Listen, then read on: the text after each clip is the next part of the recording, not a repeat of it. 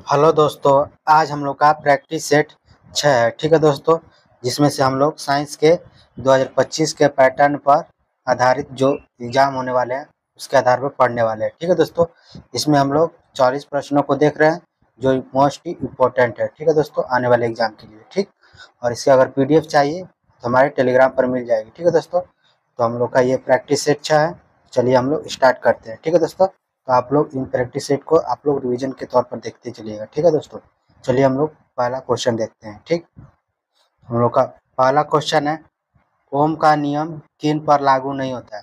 तो बताना है हम लोग का ओम का नियम किस पर लागू नहीं होता है हम लोग का। ठीक, इसका आंसर क्या हो जाएगा, हम लोग का आंसर हो जाएगा बी, यानी कि अचालकों पर हम लोग का ओम का नियम नहीं लागू होता है। ठीक, तो आप लोग साथ साथ में आंसर भी देते चलिए ताकि आप लोग का रिविजन भी होते चले। ठीक, अब देख लेते हैं हम इसके बारे में कैसे ओम का नियम कहाँ-कहाँ नहीं लागू होता है। ठीक, ओम के नियम के लिए लागू नहीं होता है, तो आधे चालकों के लिए ओम का नियम नहीं लागू होता है, अचालकों के लिए भी नहीं लागू होता है और आर्क लैंप के लिए भी लागू नहीं होता है ओम का नियम। ठीक, तो ध्यान रखिएगा इसको, ओम का नियम को। ठीक, अब ओम के नियम के लागू होने की शर्त क्या होती है, तो ओम के नियम केवल तभी लागू होता है जब चालक की भौतिक अवस्था है जैसे ताप, लंबाई और पदार्थ स्थिर यानी कि कांस्टेंट रहती है। ठीक, यदि चालक का ताप, लंबाई या पदार्थ स्थिर नहीं रहता है तो ओम का नियम ऐसे चालक के लिए हम लोग का लागू नहीं होता है। ठीक, तो इसको ध्यान रखिएगा ओम का नियम। ठीक, अब हम लोग देखते हैं दूसरा क्वेश्चन। ठीक, दूसरा क्वेश्चन है, आलू में पाई जाने वाली आंखें किसका रूपांतरण है।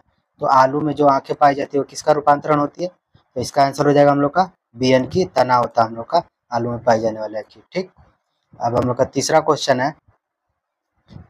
है, कार्बन मोनोऑक्साइड यानी कि CO खतरनाक क्यों है।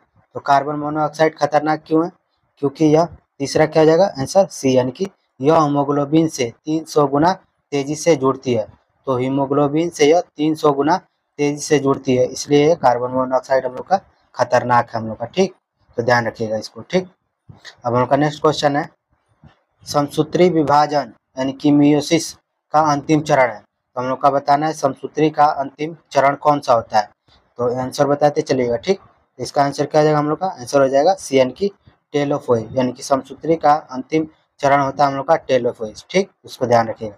अब हम लोग देखते हैं समसूत्री के विभाजन के बारे में। ठीक, जैसे हम लोग का है समसूत्री विभाजन यानी कि मियोसिस के विभिन्न चरणों की विशेषताएं और विवरण को देखते हैं। जैसे समसूत्री विभाजन कायिक कोशिकाओं यानी कि समसूत्री विभाजन कहाँ होता है, तो कायिक कोशिकाओं में होता है हम लोग का। ठीक, इसमें एक जनन कोशिका यानी कि मदर सेल से 2 सतती कोशिकाओं का निर्माण होता है। इसमें कितने होते हैं, तो 2 सतती कोशिकाओं का निर्माण होता है। इन दोनों सतत कोशिकाओं में गुणसूत्रों की संख्या समान रहती है।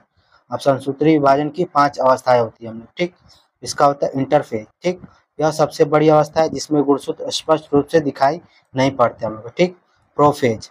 ठीक, इस अवस्था में तुर्क यानी धागे का निर्माण प्रारंभ होता है और केंद्रक का विभाजन भी शुरू हो जाता है प्रोफेज में हम लोग का। ठीक, मेटाफेज यानी तीसरा हम लोग का मेटाफेज है। इस अवस्था में तुर्क धागे का निर्माण पूर्ण हो जाता है और क्रोमेटिड कोशिका के केंद्रक में संरेखित होते हैं हम लोग। ठीक, और चौथा हम लोग का एनाफेज, यह सबसे छोटी अवस्था है जिसमें क्रोमोसोम्स और एक दूसरे से पृथक होकर कोशिका के विपरीत ध्रुवों से की ओर चले जाते हैं। और हम लोग का पांचवा कोश यानी कि अंतिम चरण पूछा था हम लोग का, यानी कि टेलोफेज, यह सबसे अंतिम अवस्था है जिसमें विभाजन का कार्य पूर्ण हो जाता है हम लोग का। ठीक, तो ध्यान रखिएगा समसूत्री विभाजन के बारे में। ठीक, हम लोग का नेक्स्ट क्वेश्चन है 5, सफेद सीमेंट का रंग सफेद होने का कारण है। तो जो सफेद सीमेंट है उसका रंग सफेद होने का कारण क्या है, तो इसका आंसर क्या हो जाएगा, हम लोग का आंसर हो जाएगा बी, यानी कि Fe2O3 की मात्रा बहुत कम होने के कारण क्या होता है, तो सफेद सीमेंट का रंग सफेद होने का होता है हम लोग का। ठीक, अब जैसे देखते हैं सीमेंट में क्या क्या कौन कौन से होते हैं। सीमेंट के मुख्य घटक जैसे CaO कैल्शियम ऑक्साइड होता है, SiO2 यानी कि सिलिकॉन ऑक्साइड होता है, और तीसरा है MgO यानी कि मैग्नीशियम ऑक्साइड, और या Fe2O3 यानी कि लौ ऑक्साइड, और हम लोग का CaSO4 2H2O यानी कि जिप्सम होता है हम लोग का। ठीक, इसको ध्यान रखिएगा सीमेंट का। ठीक, अब हम लोग नेक्स्ट क्वेश्चन है, वृत्तीय गति में त्वरण क्यों होता है। तो वृत्तीय गति में त्वरण हम लोग का क्यों होता है, मतलब क्या होता है, क्यों होता है। तो वृत्तीय गति में क्या होता है, ऐसा होता है बी, यानी कि दिशा बदलती रहती है। तो वृत्तीय गति में त्वरण क्या होता है, तो दिशा बदलती रहती है हम लोग का। ठीक, तो ध्यान रखिएगा इसको, वृत्तीय गति में दिशा बदलती रहती है हम लोग। ठीक, अब हम लोग का नेक्स्ट क्वेश्चन है 7 नंबर क्वेश्चन है हम लोग का, PbNO3 twice plus 2Ki arrow PbI2 plus 2KNO3 में PbIO2 किस रूप में बनता है? तो PbIO2 किस रूप में बनता है हम लोग का, ठीक। तो इसका आंसर क्या आ जाएगा हम लोग का, आंसर हो जाएगा हम लोग का बी यानी कि ठोस पीला अवक्षेप। तो इसके PbI2 किस रूप में बनता है? तो ठोस पीला अवक्षेप के रूप में हम लोग का बनता है, ठीक। तो इसको ध्यान रखिएगा। अब हम लोग का नेक्स्ट क्वेश्चन देखते हैं। उनका नेक्स्ट क्वेश्चन है, 8वां क्वेश्चन है, कवक विज्ञान को क्या कहते हैं? बताना है कवक विज्ञान को हम लोग क्या कहेंगे? तो कवक विज्ञान को हम लोग बी यानी कि माइकोलॉजी कहते हैं हम लोग को कवक विज्ञान को। और फाइकोलॉजी का कहते हैं हम लोग शैवाल को अध्ययन को हम लोग फाइकोलॉजी कहते हैं, ठीक। तो ध्यान रखिएगा। देखते हैं अब इसके बारे में। जैसे कवक के अध्ययन के लिए समर्पित वनस्पति विज्ञान की शाखा को माइकोलॉजी यानी कवक विज्ञान कहते हैं। कवक की विशेषताएं क्या होती है? तो कवक में क्लोरोफिल और संवहनी ऊतक का अभाव होता है, वे ऊतक नहीं बनाते हैं और यूकैरियोटिक होते हैं। तो कवक क्या होते हैं? यूकैरियोटिक होते हैं और एक नाभिक युक्त होते हैं, ये एक नाभिक युक्त होते हैं, ठीक। और जैसे प्रजनन और पोषण कैसे करते हैं? तो कवक मुख्य रूप से बीजाणुओं के माध्यम से प्रजनन करते हैं और परजीवी कवक अपने पोषकों से चूसकांग हिस्टोरिया का उपयोग करके भोजन अवशोषित करते हैं, ठीक। ध्यान रखिएगा इसको। अब हम लोग का नेक्स्ट क्वेश्चन है, 9वां क्वेश्चन है, प्रकाश संश्लेषण का उपोत्पाद है। तो प्रकाश संश्लेषण में उत्पाद क्या होता है हम लोग का? तो इसका आंसर हो जाएगा हम लोग का बी यानी कि ऑक्सीजन।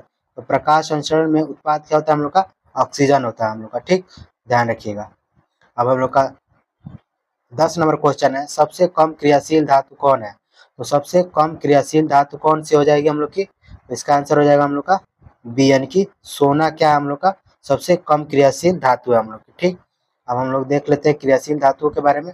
जैसे धातुओं की क्रियाशीलता श्रेणी, तो के यानी कि पोटेशियम हम लोग का सबसे अधिक क्रियाशील धातु है, ठीक। और हम लोग का आयरन गोल्ड हम लोग का सबसे कम है हम लोग का, ठीक। कम है और ये हम लोग का अधिक है हम लोग का, ठीक। तो इस श्रेणियों में घटती हुई अभिक्रियाशीलता को दर्शाती है, ठीक। अब जैसे सर्वाधिक क्रियाशील धातु के हम लोग का पोटेशियम, सबसे कम अभिक्रियाशील धातु आयरन गोल्ड से। और प्रकृति में मुक्त अवस्था में पाई जाने वाली कौन सी है? तो सोना और प्लेटिनम हम लोग की मुक्त अवस्था में पाई जाती है हम लोग की, ठीक। हम लोग का नेक्स्ट क्वेश्चन है, हृदय। हृदय क्या हम लोग का हृदय का कार्य क्या है? हम लोग का हृदय का कार्य क्या होता है? इसका आंसर हो जाएगा बी यानी कि रक्त पंप करना। रक्त पंप करना हृदय का कार्य होता है हम लोग का, ठीक। हम लोग का नेक्स्ट क्वेश्चन है, जब किसी वस्तु का वेग समय के साथ स्थिर रहता है तो त्वरण। तो जब किसी वस्तु का वेग समय के साथ स्थिर रहता है तो इसका त्वरण क्या हो जाएगा हम लोग का? तो इसका आंसर हो जाएगा हम लोग का सी यानी कि उसका त्वरण हम लोग का शून्य होता है हम लोग का, ठीक।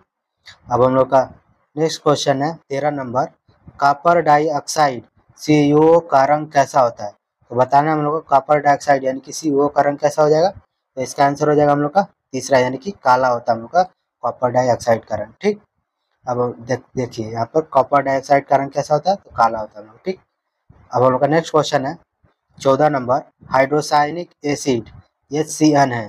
तो हाइड्रोसाइनिक एसिड यानी कि HCN है हम लोग का क्या है? तो ये हम लोग का बी यानी कि सबसे दुर्बल अम्ल है हम लोग का। हाइड्रोसाइनिक एसिड हम लोग का क्या है? तो सबसे दुर्बल अम्ल है हम लोग का, ठीक। ध्यान रखिएगा इसको। अब हम लोग का नेक्स्ट क्वेश्चन है 15 नंबर, सिराएं सामान्यतः किस प्रकार का रक्त ले जाती है? तो सिराएं हम लोग का किस प्रकार का रक्त ले जाती है? तो इसका आंसर हो जाएगा हम लोग का बी यानी कि ऑक्सीजन रहित हम लोग का सिराएं हम लोग का रक्त ले जाती है हम लोग की, ठीक। ऑक्सीजन रहित, ठीक। अब जैसे देख लेते हैं, जैसे हृदय हम लोग का, ठीक। हृदय हम लोग का ये पंप की तरह कार्य करने वाला अंग है हम लोग का। तो हृदय क्या करता है? तो एक पंप की तरह कार्य करता है हम लोग का, ठीक। और धमनिया, धमनिया क्या हम लोग की ऑक्सीजन युक्त रक्त का संचरण करती है। तो धमनिया ऑक्सीजन युक्त होती है और सिराएं क्या होती है? ऑक्सीजन रहित होती है। ऑक्सीजन रहित हम लोग की ऑक्सीजन नहीं ले जाती है हम लोग की, ठीक। ऑक्सीजन नहीं ले जाती है हम लोग की, ठीक। तो इसको ध्यान रखिएगा, ऑक्सीजन रहित मतलब नहीं ले जाती है और ऑक्सीजन युक्त मतलब ऑक्सीजन ले जाती है हम लोग की, ठीक। ध्यान रखिएगा, ऑक्सीजन रहित और ऑक्सीजन इसमें कंफ्यूजन होने लगता है, ठीक है दोस्तों, इसको ध्यान रखिएगा। अब हम लोगों का नेक्स्ट क्वेश्चन है 16 नंबर, बेबिट मिश्र धातु किन किन से बनती है? तो बेबिट धातु हम लोग को बताना है किन किन से बनता है हम लोग का, ठीक। तो इसका आंसर हो जाएगा हम लोग का ए यानी कि Sn प्लस Sb प्लस सोस्टेन और हम लोग कापर। तो बेबिट धातु का मिश्र धातु हम लोग की ये है हम लोग की, ठीक। अब जैसे देख लेते हैं बेबिट मिश्र धातु में, जैसे 89% Sn यानी कि टीन होता है और 90% Sb यानी कि एंटीमनी होता है हम लोग का और Cu यानी कि कॉपर होता है 2% हम लोग का, ठीक। बेबिट धातु में और सारे क्वेश्चन हम लोग का पूछे हुए हैं, ठीक है दोस्तों। तो आप लोग ध्यान से देखते चलिएगा, ठीक। गन मेटल, और सारे क्वेश्चन हम लोग का इम्पोर्टेंट है। ठीक, कॉपर यानी copper plus zinc plus SN हम लोग का गन मेटल होता है हम लोग का। ठीक, बेल मेटल क्या होता है, तो कॉपर प्लस एसएन यानी कि टीन होता है हम लोग का बेल मेटल। पीतल, कॉपर प्लस जिंक हम लोग का होता है पीतल होता है हम लोग का। ठीक, जर्मन सिल्वर में क्या होता है, तो कॉपर जिंक और निकिल हम लोग का होता है जर्मन सिल्वर में हम लोग का। ठीक, ध्यान रखिएगा इसको। अब हम लोग का नेक्स्ट क्वेश्चन है 17 नंबर, जब किसी वस्तु का वेग घट रहा है तो त्वरण होगा। तो जब कोई वस्तु का वेग घटता है उसका तो त्वरण क्या हो जाएगा हम लोग का, आंसर हो जाएगा बी यानी कि ऋणात्मक होता है हम लोग का। जब वेग घटता है तो त्वरण क्या होगा, ऋणात्मक हम लोग का होगा। ठीक, अब हम लोग का नेक्स्ट क्वेश्चन है 18 नंबर, ऑपरा यानी कि प्लेसेंटा का मुख्य कार्य है। तो प्लेसेंटा का मुख्य कार्य क्या होता है, तो इसका आंसर हो जाएगा हम लोग का बी यानी कि भ्रूण को पोषण और श्वसन प्रदान करना हम लोग का प्लेसेंटा का कार्य होता है हम लोग का। ठीक, तो आप लोग साथ साथ आंसर भी देते चलिएगा। ठीक, अब हम लोग देख लेते हैं जैसे होता है नाभि रज्जु, इसको क्या कहेंगे, तो गर्भ अपरा से एक मजबूत डोरी जैसी संरचना से जुड़ा रहता है जिसे नाभि रज्जु कहते हैं हम लोग। ठीक, अपरा अपरा होता है हम लोग का एक अंकुर और गर्भाशय की कोशिकीय परत से संपर्क क्षेत्र को अपरा यानी कि प्लेसेंटा कहते हैं। ठीक, अपरा द्वारा उत्पादित हार्मोन क्या होता है, तो अपरा अनेक प्रकार के हार्मोन को उत्पादित करता है जिनके नाम क्या हम लोग, जैसे रिलैक्सिन हार्मोन। तो ये अंडाशय द्वारा हम लोग का रिलैक्सिन हार्मोन हम लोग का स्रावित करता है, ये हम लोग का अपरा द्वारा। ठीक, अब हम लोग देखते हैं नेक्स्ट क्वेश्चन है हम लोग का 19 नंबर क्वेश्चन है HCl plus NaOH arrow NaCl plus H2O किस प्रकार की अभिक्रिया है। हम लोग को ये किस प्रकार की अभिक्रिया हो जाएगी, हम लोग का सी यानी कि ये हम लोग का उदासीनीकरण अभिक्रिया हम लोग का। ठीक, अब जैसे देख लेते हैं हम ऑक्सीकरण और अवकरण की परिभाषा क्या होती है। ऑक्सीकरण और अवकरण यदि किसी रासायनिक अभिक्रिया में साथ साथ हो तो उसे हम लोग रेडॉक्स अभिक्रिया होती है। ऑक्सीकरण और अवकरण जब दोनों साथ होते हैं उसे हम लोग रेडॉक्स अभिक्रिया कहते हैं हम लोग। ठीक, ध्यान रखिएगा। अब हम लोग देखते हैं आगे 20 नंबर क्वेश्चन है चुंबकीय क्षेत्र रेखाएं कहाँ से निकलती है। तो बताना हम लोग का चुंबकीय क्षेत्र रेखाएं कहाँ से निकलती है हम लोग की। ठीक, तो इसका आंसर हो जाएगा हम लोग का सी यानी कि उत्तरी ध्रुव से बाहर और दक्षिणी ध्रुव में अंदर से निकलती है हम लोग की चुंबकीय क्षेत्र रेखाएं। ठीक, तो उत्तरी ध्रुव से बाहर और दक्षिणी ध्रुव से अंदर की तरफ निकलती है चुंबकीय क्षेत्र रेखाएं हम लोग को। ठीक, और जैसे देखते हैं चुंबकीय फ्लक्स, चुंबकीय फ्लक्स क्या होता है, तो किसी बंद क्षेत्र से गुजरने वाली कुल चुंबकीय बल रेखाओं को चुंबकीय फ्लक्स कहते हैं हम लोग। ठीक, चुंबकीय बल रेखाओं के गुण, ये उत्तरी ध्रुव से बाहर की ओर निकलती है, तो ये उत्तरी ध्रुव से बाहर की ओर निकलती है चुंबकीय बल रेखाएं। ठीक, यह दक्षिणी ध्रुव में अंदर की ओर प्रवाहित होता है। जब चुंबकीय क्षेत्र किसी भाग में चुंबकीय बल रेखाएं अधिक सघन होती है तो चुंबकीय क्षेत्र क्या होता है, तो प्रबल होता है। विशेषकर चुंबक के ध्रुवों के पास जहाँ ये रेखाएं सबसे सघन होती है वहां पर हम लोग का चुंबकीय क्षेत्र क्या होता है, प्रबल होता है हम लोग का। ठीक, अब हम लोग का नेक्स्ट क्वेश्चन है 21 नंबर, गन मेटल मिश्र धातु है। तो गन मेटल हम लोग का मिश्र धातु कौन सी किसकी हो जाएगी, तो इसका आंसर हो जाएगा ए यानी कि copper plus zinc plus SN यानी कि हम लोग का एंटीमनी। ठीक, तो गन मेटल हम लोग का मिश्र धातु हम लोग का। ठीक, हम लोग का नेक्स्ट क्वेश्चन है अब 22 नंबर क्वेश्चन है एक समान वृत्त गति को त्वरित गति क्यों माना जाता है। तो एक समान वृत्त गति को त्वरित गति हम लोग क्यों मानते हैं, तो इसका आंसर हो जाएगा सी यानी कि क्योंकि वेग की दिशा बदलती रहती है। तो वेग की दिशा बदलती रहती है इसलिए हम लोग इसे त्वरित गति मानते हैं, एक समान वृत्त गति को। ठीक, अब हम लोग का नेक्स्ट क्वेश्चन है 23 नंबर क्वेश्चन है गर्भ में भ्रूण को अपरा से जोड़ने वाली संरचना है। तो गर्भ को भ्रूण से अपरा को जोड़ने वाली संरचना क्या हो जाएगी, इसका आंसर हो जाएगा सी यानी कि नाभि रज्जु हो जाएगी हम लोग की। ठीक, अभी हम लोगों ने पढ़ा भी था इसके नाभि रज्जु के बारे में। ठीक, तो आप लोग ध्यान से देखते चलिएगा। ठीक है दोस्तों, अब हम लोग का नेक्स्ट क्वेश्चन है 24 number MnO2 plus 4HCl arrow MnCl2 plus 2H2O plus Cl2 में Cl2 बनने की प्रक्रिया है। तो Cl2 बनने की प्रक्रिया क्या है इसमें, हम लोग का इसका आंसर क्या आ जाएगा, आंसर हो जाएगा बी यानी कि ऑक्सीकरण। तो ऑक्सीकरण हम लोग की इसमें अभिक्रिया हो रही है Cl2 बनने में। ठीक, अब हम लोग देख रहे हैं अगला क्वेश्चन है हम लोग का 25 नंबर, कवक में कौन सा तत्व अनुपस्थित होता है।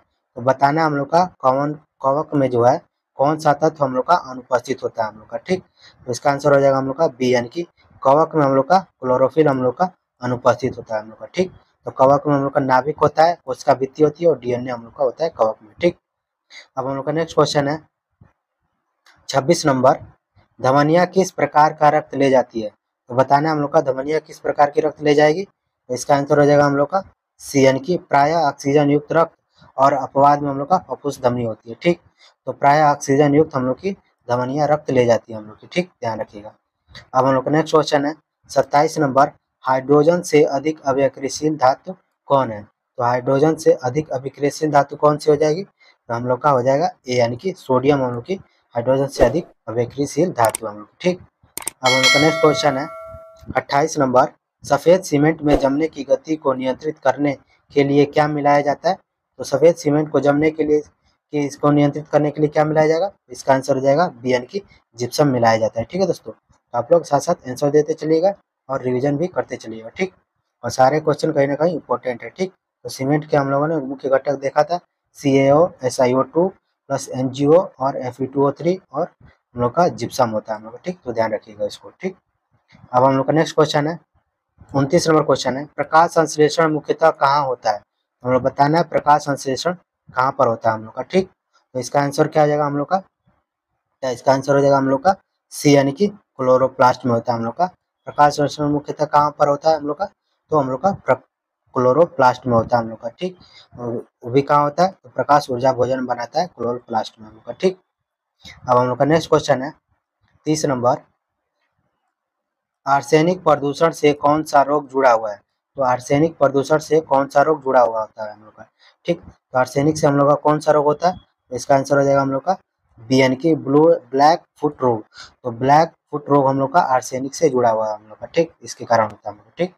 अब जैसे हम लोग देख लेते हैं रोगों के बारे में, जैसे सिलिका युक्त धूल के कारण सिलिकोसिस नामक रोग पाया जाता है। तो सिलिका युक्त धूल कण के कारण हम लोग का सिलिकोसिस रोग होता है हम लोग का, ठीक। लौह के कारण हम लोग का लौह सिलिकोसिस रोग भी होता है, ठीक। वातावरण में फ्लोराइड्स की सांद्रता के बढ़ने के कारण हरिमाहीनता का रोग उत्पन्न होता है हम लोग, ठीक। शीशे के प्रदूषण से मानसिक रोग होता है। आर्सेनिक के प्रदूषण से ब्लैक फुट हम लोग का रोग उत्पन्न होता है। और कैडमियम प्रदूषण से श्वसन विष हम लोग का उत्पन्न होता है हम लोग, ठीक। आप लोग इन रोगों को याद रखिएगा, ठीक। अब हम लोग का नेक्स्ट क्वेश्चन है 31 नंबर, धातुओं की क्रियाशीलता श्रेणी में सबसे ऊपर कौन है? तो धातुओं की क्रियाशीलता श्रेणी में सबसे ऊपर कौन है हम लोग का? तो इसका आंसर हो जाएगा हम लोग का हो जाएगा बी, यानी कि हम लोग का के पोटेशियम में धातुओं की सबसे क्रियाशीलता श्रेणी में हम लोग की, ठीक। अब हम लोग देखते हैं अगला क्वेश्चन, हम लोग का 32 नंबर क्वेश्चन है। आप एक समान गति का सही अर्थ क्या है? तो एक समान गति का सही अर्थ क्या होता है? इसका आंसर हो जाएगा हम लोग का सी, यानी कि चाल वेग परिणाम स्थिर है। तो चाल वेग और परिणाम स्थिर है हम लोग का एक समान गति में, ठीक।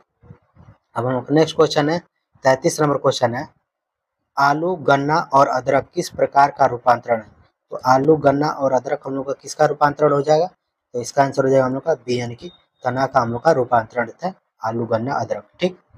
अब हम लोग का नेक्स्ट क्वेश्चन है 34 नंबर, रेडॉक्स अभिक्रिया में क्या होता है? तो बताना हम लोग का रेडॉक्स अभिक्रिया में क्या होता है? तो रेडॉक्स अभिक्रिया में हम लोग का सी, यानी कि ऑक्सीकरण और अपचयन साथ साथ में होता है हम लोग का, ठीक। अब हम लोग का नेक्स्ट क्वेश्चन है 35 नंबर क्वेश्चन है, वृत्ताकार पास के केंद्र पर चुंबक क्षेत्र की दिशा होती है। तो वृत्ताकार पास के केंद्र पर चुंबक क्षेत्र की दिशा कैसी होती है? तो आंसर हो जाएगा हम लोग का बी, यानी कि पास के तल के लंबवत होती है हम लोग, ठीक। तो वृत्ताकार पास के चुंबक क्षेत्र पर दिशा पास के लंबवत होती है हम लोग, ठीक। अब हम लोग का नेक्स्ट क्वेश्चन है 36 नंबर, अधिकांश कवक अपना पोषण कैसे प्राप्त करते हैं? तो अधिकांश कवक जो है अपना भोजन यानी कि अपना पोषण कैसे प्राप्त करते हैं? आंसर हो जाएगा बी, यानी कि मृत सड़े पदार्थों से यानी कि सेप्रोफाइटिक से अपना भोजन प्राप्त करते हैं हम लोग का, ठीक। अब हम लोग का नेक्स्ट क्वेश्चन है 37 नंबर, मानव रक्त में ऑक्सीजन वहन करने वाला प्रोटीन है। तो मानव रक्त में ऑक्सीजन वहन करने वाला प्रोटीन कौन हो जाएगा? तो इसका आंसर हो जाएगा हम लोग का 37 का होगा बी, यानी कि हीमोग्लोबिन हम लोग का मानव रक्त में ऑक्सीजन वहन करने वाला प्रोटीन हम लोग, ठीक। तो ध्यान रखिएगा हम लोग, ठीक। अब हम लोग का 38 नंबर क्वेश्चन है, जर्मन सिल्वर किसकी मिश्र धातु है? तो जर्मन सिल्वर किसकी मिश्र धातु हो जाती है? इसका आंसर हो जाएगा सी, यानी कि कॉपर जिंक और निकिल की हम लोग की मिश्र धातु हम लोग की जर्मन सिल्वर, ठीक। अब हम लोग का नेक्स्ट क्वेश्चन है 39 नंबर, अस्थायी चुंबक सामान्यतः किस पदार्थ से बनाए जाते हैं? तो अस्थायी चुंबक जो है किस पदार्थ से बनाए जाते हैं? आंसर हो जाएगा हम लोग का बी, यानी कि कठोर इस्पात से बनाए जाते हैं हम लोग का अस्थायी चुंबक, ठीक। तो अस्थायी चुंबक ध्यान रखिएगा कठोर इस्पात से बनाया जाता है, ठीक। और अस्थायी चुंबक हम लोग का अस्थायी अस्थायी चुंबक हम लोग का नरम लोहा से बनाया जाता है, ठीक। हम लोग का नेक्स्ट क्वेश्चन है 40 नंबर और इसका अंतिम क्वेश्चन है हम लोग का, वेग समय ग्राफ यदि क्षैतिज सीधी रेखा हो तो त्वरण होगा। तो वेग समय ग्राफ यदि क्षैतिज सीधी रेखा हो तो त्वरण होगा। तो क्या हो जाएगा हम लोग का? त्वरण हो जाएगा हम लोग का सी, यानी कि 0 हो जाएगा। क्योंकि वेग समय ग्राफ यदि क्षैतिज सीधी रेखा हो तो त्वरण हम लोग का 0 हो जाएगा हम लोग। ठीक। हाँ, तो कमेंट कीजिएगा दोस्तों प्रैक्टिस सेट कैसा था हम लोग का। ठीक। और प्रैक्टिस सेट अच्छा लगा तो एक लाइक जरूर कीजिएगा। ठीक। मिलते हैं हम नेक्स्ट प्रैक्टिस सेट में। ठीक है दोस्तों, थैंक यू दोस्तों।